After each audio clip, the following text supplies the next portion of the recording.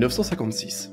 La reconstruction de la Russie continue suite au ravage de celui qui se surnommait le petit père du peuple. La déstabilisation progresse. Nikita Khrouchtchev confie et dénonce les crimes et manipulations du dictateur communiste, dont les méthodes et le nombre de victimes ont peu à envier au Troisième Reich. Profitant de l'adoucissement du régime, Alexandre Solzhenitsyn publiera peu après une série de livres exposant au monde entier l'existence jusque-là discrète de la déportation et des goulags, ces camps de travaux forcés mortels. Cette même année, les gens découvrent deux grandes icônes, Jacques Brel et Dalida. Leurs visages et surtout leurs talents marqueront la culture française et au-delà pour au moins les décennies à venir. 1956, le jeune Mitsuteru Yokoyama, alors âgé de 22 ans, attire l'attention de son idole, Osamu Tezuka, qui le conseille et se retrouve même à travailler avec lui. Fier et conscient de sa chance, Mitsuteru crée même sur son temps libre Tetsujin 28 ou Tetsujin Ishuachigo.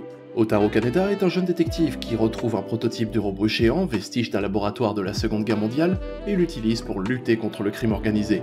Le succès est immédiat déjà par le côté sombre de l'histoire et de ses personnages, mais ce qui marquera avant tout le public, c'est l'utilisation de robots titanesques. Sans être encore ce que l'on appelle des mechas, les combats de géants d'acier séduisent, fascinent et ouvrent la voie à ce volet majeur de la science-fiction japonaise. Après avoir marqué définitivement le paysage culturel, Tetsujin Ishuachigo reste une référence encore faite dans plusieurs œuvres, de One Piece à Akira, mais Mitsuteru Yokoyama n'en restera pas là, et avec Sally la petite sorcière inventera la Magical Girl, première d'une longue lignée d'héroïnes.